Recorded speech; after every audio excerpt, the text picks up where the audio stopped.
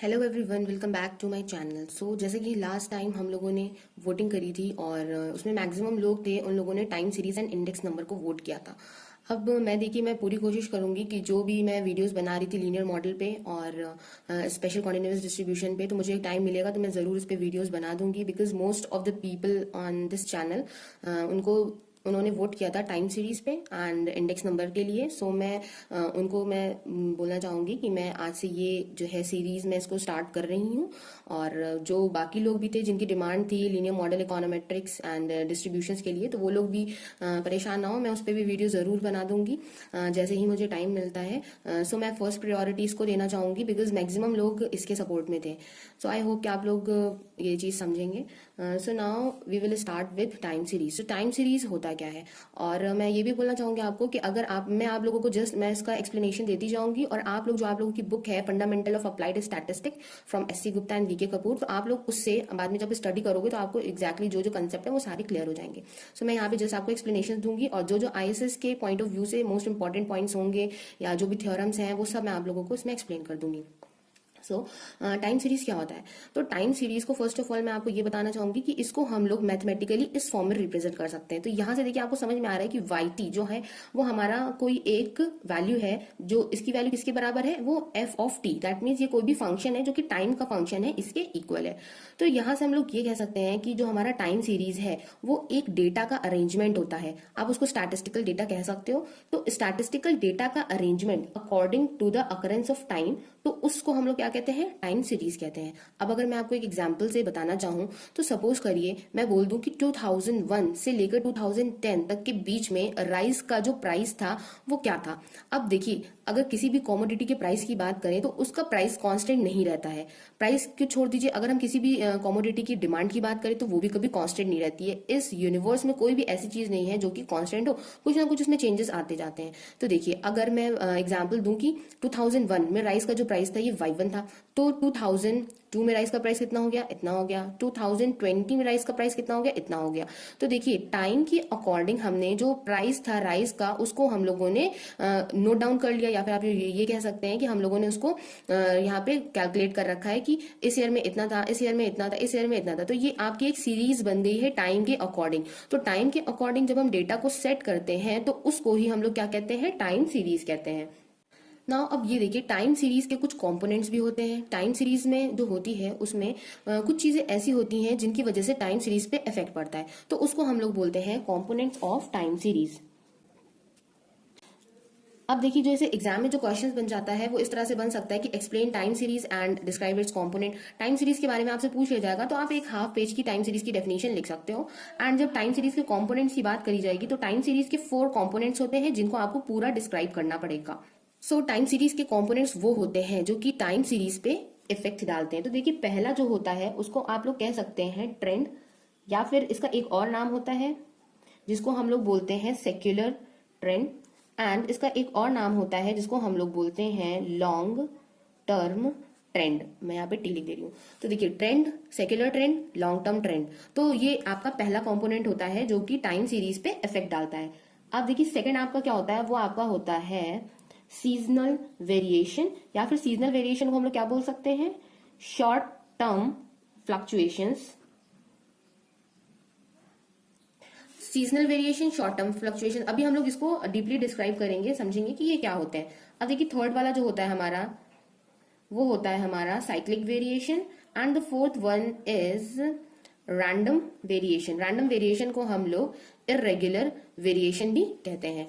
अब देखिए यहां से, अब देखिए, जो आपका ट्रेंड होता है secular trend and long term trend, अगर आपको ये सिंगल भी कोई एक वर्ड दे दिया गया तो आप लोगों को उसकी जगह पे यही लिखना है। अब देखिए, ये ट्रेंड या फिर सेक्युलर ट्रेंड या लॉन्ग टर्म ट्रेंड होता क्या है, तो जो भी हमारे पास डेटा होता है तो उसका जो टेंडेंसी होती है वो कुछ इस तरह से होती है कि या तो वो डेटा इंक्रीज करता है या फिर वो डेटा क्या होगा, डिक्रीज करने लगेगा किसी भी पीरियड ऑफ टाइम पे। अगर किसी भी डेटा के अंदर इस तरह की टेंडेंसी है कि वो कोई भी लॉन्ग पीरियड ऑफ टाइम पे या तो हमें इंक्रीजिंग साइन शो करे कि जैसे कि रेट बढ़ते जा रहे हैं, या फिर कोई भी डिक्रीजिंग साइन शो करता है किसी भी लॉन्ग पीरियड ऑफ टाइम पे, तो उसको हम लोग बोलते हैं कि ये है हमारा ट्रेंड। ट्रेंड आपका देखिए, ट्रेंड आपका लीनियर भी हो सकता है, नॉन लीनियर भी हो सकता है। नॉन लीनियर को हम लोग दूसरा क्या कह सकते हैं, कर्वी लीनियर। जो ट्रेंड होते हैं ट्रेंड आपके दो टाइप के हो सकते हैं। एक तो आपका लीनियर ट्रेंड हो सकता है और एक नॉन लीनियर ट्रेंड भी हो सकता है। देखिए लीनियर ट्रेंड हमारे इस तरह के होते हैं, y is equals to a plus b t, तो देखिए ये आपका लीनियर फॉर्म का है। अब नॉन लीनियर ट्रेंड में आपका क्या हो जाएगा, y is equals to a plus b t plus c t square. अब देखिए यहाँ पे स्क्वायर आ गया, तो ये आपका नॉन लीनियर ट्रेंड हो गया। नॉन लीनियर ट्रेंड मतलब कर्वी लीनियर, मतलब अगर आप इसका ग्राफ प्लॉट करोगे तो आपका स्ट्रेट लाइन नहीं आएगा, आपका कोई भी ये कर्व आ सकता है, किसी भी तरह का कर्व हो सकता है, तो ये चीज होती है। बट हमारे जो क्वेश्चंस हैं और इस चैप्टर में हम लोग ज्यादातर लीनियर ट्रेंड की ही बात करेंगे। जैसे कि मैंने बताया था कि ये ट्रेंड आपका दो टाइप का होता है, लीनियर एंड नॉन लीनियर। तो इसकी एक जो कैरेक्टरिस्टिक होती है वो ये भी हो सकती है कि अपवर्ड भी जा सकता है एंड डाउनवर्ड भी जा सकता है। तो अपवर्ड ट्रेंड आपके किस तरह के ट्रेंड्स होते हैं, ऐसे ट्रेंड जो कि इंक्रीजिंग प्रॉपर्टी शो करे। जैसे कि एग्जाम्पल मैं दे सकती हूँ, अगर मैं पॉपुलेशन की बात करूं कि इंडिया की पॉपुलेशन है, अब देखिए उसको हम लोग लॉन्ग पीरियड ऑफ टाइम पे लेते हैं, बिकॉज 10 ईयर के डिफरेंस पे ही हमारा सेंसस होता है और पॉपुलेशन के बारे में हम पता करते हैं कि हमारी पॉपुलेशन कितनी इंक्रीज हो रही है या डिक्रीज हो रही है। बट पॉपुलेशन क्या है, मोस्टली इंक्रीज ही हो रही है, कभी ऐसा नहीं होता है कि पॉपुलेशन हमारी डिक्रीज हो जाए। तो देखिए जो इंक्रीजिंग पॉपुलेशन प्रॉपर्टी है ये आपकी क्या है, ये अपवर्ड डायरेक्शन वाले जो ट्रेंड है उसको शो करती है। अगर हम लोग एग्रीकल्चरल प्रोडक्शन की बात करें तो देखिए कितनी न्यू न्यू टेक्निक्स आ गई हैं, तो इतना ज्यादा मतलब एडवांसमेंट हो गया और टेक्नोलॉजी इतनी ज्यादा स्टैब्लिश हो गई है, तो उसकी वजह से जो भी हमारा कल्टीवेशन है या जो भी हमारा एग्रीकल्चरल प्रोडक्शन है वो कॉन्टिन्यूसली क्या होता जा रहा है, बढ़ता जा रहा है। तो ये हमारा क्या शो करता है, अपवर्ड ट्रेंड शो करता है। और अगर बात करी जाए इन्फेंट डेथ की या फिर एपिडेमिक्स की, तो ये हमारा क्या शो करता है, ये हमारा एक डाउनवर्ड ट्रेंड शो करता है। बिकॉज देखिए कितने ज्यादा न्यू एडवांस टेक्नोलॉजीज आ गई हैं, तो उनकी हेल्प से जो भी इन्फेंट डेथ या इन्फेंट मोर्टालिटीज है उनको हम लोग कंट्रोल कर सकते हैं। तो ये जो है इसका जो ग्राफ अगर हम लोग देखेंगे तो वो हमें क्या शो करेगा, डाउनवर्ड ट्रेंड शो करेगा। जस्ट सिंपल ट्रेंड की इतनी सी ही डेफिनेशन है। अब आप लोग बुक से जब एक बार स्टडी करोगे तो आप लोगों को अच्छे से क्लियर हो जाएगा। अब देखिए सेकंड आपका कंपोनेंट होता है सीजनल वेरिएशन या फिर शॉर्ट टर्म फ्लक्चुएशन। अब सीजनल वेरिएशंस आपको समझ में आ रहा होगा, ये इस तरह के वेरिएशंस होते हैं जो कि सिर्फ सीजनल अकर करते हैं। और जो सीजनल वेरिएशंस होते हैं आपके, इनको हम लोग क्या कहते हैं, पीरियोडिक वेरिएशंस भी कहते हैं। बिकॉज देखिए हमारा जो पूरा ईयर होता है उसमें आपके सीजन्स अलग अलग होते हैं, आपका विंटर होता है, समर होता है, स्प्रिंग होता है। तो हर सीजन के अकॉर्डिंग जो भी वेरिएशंस हो रहे होते हैं सीरीज में, उनको हम लोग बोलते हैं सीजनल वेरिएशन। तो सीजनल वेरिएशन जो है उसका पीरियड जो रहता है वो हमेशा 1 ईयर रहता है। बिकॉज देखिए अभी जैसे नवंबर दिसंबर है, नवंबर दिसंबर में जो विंटर्स आ रहे हैं, तो ये एक सीजनल वेरिएशन हुआ। इस सिचुएशन में क्या होगा, कुछ डेटा में हमारे चेंजेस होंगे, फिर ये जो चेंजेस हैं वो नेक्स्ट ईयर अगेन इसी नवंबर दिसंबर में होंगे। तो इसका टाइम पीरियड क्या रहा है, इसका टाइम पीरियड 1 ईयर रहा है। तो इसके लिए ये जो डेटा अगर हम लोग कलेक्ट कर रहे हैं तो इसके लिए हम लोग क्वार्टरली डेटा भी कलेक्ट कर सकते हैं, मंथली डेटा भी ले सकते हैं और वीकली डेटा भी इसके लिए ले सकते हैं। अब देखिए क्या हो सकता है कि इसमें जो भी चेंजेस होते हैं वो क्या होते हैं, नेचुरल चेंजेस भी हो सकते हैं इस सीरीज में और मैन मेड कन्वेंशंस भी हो सकते हैं। अब नेचुरल चेंजेस में क्या क्या इंक्लूड हो जाएगा, जैसे कि जब विंटर्स आते हैं तो देखिए वूलन क्लोथ्स है तो उनकी जो सेल होती है वो क्या होती है, इंक्रीज हो जाती है। और फैन की जो सेल है या फिर एयर कंडीशनर की जो सेल है वो सब क्या हो जाती है, डाउन हो जाती है। तो देखिए ये एक डाउनवर्ड ट्रेंड शो कर रहा है। और वूलन क्लोथ्स की जो सेल है वो आपको एक इंक्रीजिंग ट्रेंड शो कर रहा है। तो इसका मतलब क्या हो गया, तो ये आपका क्या हो गया, चेंज हो गया। तो ये चेंज किसकी वजह से हो रहा है, सीजनल वेरिएशंस की वजह से हो रहा है। तो ये आपके किसके अंदर आते हैं, नेचुरल चेंजेस के अंदर आता है। अब देखिए सेकंड आपका होता है मैन मेड कन्वेंशंस, मतलब कि इंसानों के अकॉर्डिंग बनाए गए कुछ ऐसे कन्वेंशंस हैं जिनकी वजह से भी चेंजेस आ जाते हैं। अब देखिए जैसा आप लोग को पता है कि नवंबर दिसंबर से लेकर जो शादियों का सीजन होता है वो स्टार्ट हो जाता है। बहुत कम ही ऐसे लोग होते हैं जो कि कोई अदर सीजन में जैसे मैरिज करते होंगे, होती हैं, मैं ऐसा नहीं कह रही हूँ कि नहीं होती हैं, बट मोस्ट प्रोबेबली आप लोग ने देखा होगा कि नवंबर दिसंबर का सीजन ऐसा होता है, इस टाइम पे जो शादियां होती हैं वो होने लगती हैं। तो शादियां होने की वजह से जो भी सेल होती है ऑर्नामेंट्स की, क्लोथ की ये और स्वीट्स की, ये सब क्या होती है, इंक्रीज हो जाती है। तो इसका मतलब कि कुछ मैन मेड कन्वेंशन है उनकी वजह से भी चेंजेस आ रहे हैं सीरीज में। तो इनको हम लोग कहते हैं कि ये कुछ मैन मेड कन्वेंशन है। तो सीजनल वेरिएशन के अंदर क्या होते हैं, नेचुरल चेंजेस भी होते हैं और मैन मेड कन्वेंशन भी होते हैं। तो आई होप कि ये आप लोगों को समझ में आया होगा। अब देखिए थर्ड आपका होता है साइक्लिक वेरिएशन। तो साइक्लिक वेरिएशन से भी आपको समझ में आ रहा होगा कि कुछ ऐसे चेंजेस जो कि कॉन्टिन्यूसली एक साइकिल में चल रहा हो, जैसे कि मान लीजिए कुछ इस तरह से। दैट मीन्स कि जैसे कि बिजनेस साइकिल को अगर हम लोग कंसीडर करें तो अगर हमारा बिजनेस यहाँ पे टॉप पे है तो एक ना कभी ऐसी सिचुएशन आ जाती है कि वो अगेन डाउन पे हो जाता है ना, उसमें लॉसेस होने लगते हैं, तो अगेन वो इनिशियल पोजीशन पे पहुंच जाता है। देन अगेन फिर वो क्या होने लगता है, उसमें कुछ रिकवरी होने लगती है, देन अगेन वो अपने टॉप पोजीशन पे पहुंच जाता है। तो ये क्या होता है, ये एक कंप्लीट साइकिल होती है। तो जो आपके साइक्लिक वेरिएशंस होते हैं वो इसी साइकिल को फॉलो करते हैं। तो मेन इसका एग्जांपल है कि आपकी जो बिजनेस साइकिल है। अब देखिए बिजनेस साइकिल के लिए हम लोग कुछ इस तरह से समझ लेते हैं। ये देखिए, तो यहाँ पे देखिए ये जो टर्म है ये आपका एक कंप्लीट साइकिल है। मान लीजिए आपने अपना बिजनेस जो है वो इस पॉइंट से स्टार्ट किया है, तो इस पॉइंट से स्टार्ट किया है, इसको आप लोग कहते हो प्रॉस्पेरिटी।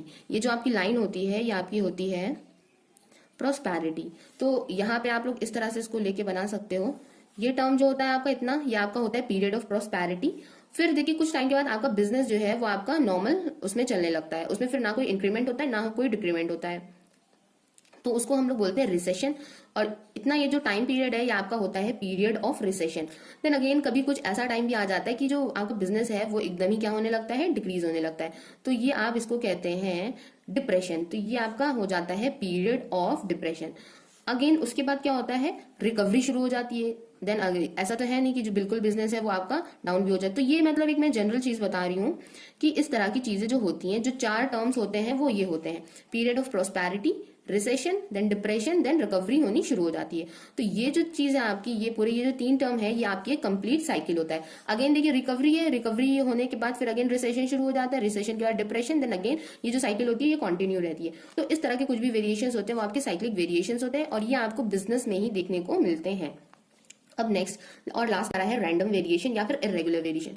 अब ये देखिए ये इस तरह के वेरिएशंस होते हैं जिनको हम बता नहीं सकते हैं पहले से ही, मतलब इसके बारे में हम कोई आइडिया भी नहीं लगा सकते हैं। ये इस तरह के वेरिएशंस होते हैं, जैसे कि इनके एग्जांपल्स हो सकते हैं अर्थक्वेक। अब अर्थक्वेक आने वाला है तो उसके क्या पहले हम लोगों को पता चलता है, पता चल जाता है, नहीं पता चल पाता है कि अर्थक्वेक आने वाला है। अचानक से ही जब पता चलता है हम लोगों को तो हम लोग को लगता है। अब देखिए जैसे वॉर है या फ्लड है या फेमाइन है, कोई भी एपिडेमिक है, मान लीजिए कोरोना वायरस अब आने वाला था, तो हम लोगों को नहीं पता था कि ऐसा कोई वायरस भी आ जाएगा जो कि इतना ज्यादा प्रॉब्लमेटिक हो सकता है। तो ये सब देखिए इस तरह के वेरिएशंस हैं, बिकॉज देखिए जब जैसे कोरोना वायरस आया था तो कितना ज्यादा हमारी इकोनॉमी पे इफेक्ट पड़ा, कितना लोगों के बिजनेस पे इफेक्ट पड़ा, माइक्रो और स्मॉल और लार्ज इंडस्ट्रीज जो भी थी उन पे भी मतलब काफी कहीं ना कोई इफेक्ट जरूर पड़ा है। तो इन सब का हम लोगों को देखिए नहीं पता था कि इस तरह से कुछ हो सकता है। तो ये सब आपके रैंडम वेरिएशंस और इरेगुलर वेरिएशंस के अंडर में ही आता है। तो ये इस तरह के वेरिएशंस होते हैं जो कि अनसिस्टमैटिक और अनसर्टेन होते हैं और जिनको हम लोग प्रिडिक्ट नहीं कर सकते हैं, तो वो आते हैं हमारे रैंडम वेरिएशन और इरेगुलर वेरिएशंस की अंडर में। सो आज का वीडियो इतना ही है और आई होप कि आप लोगों को ये वीडियो अच्छे से समझ में आया होगा। इसके नेक्स्ट वीडियो में हम लोग स्टडी करेंगे मैथमेटिकल मॉडल्स के बारे में।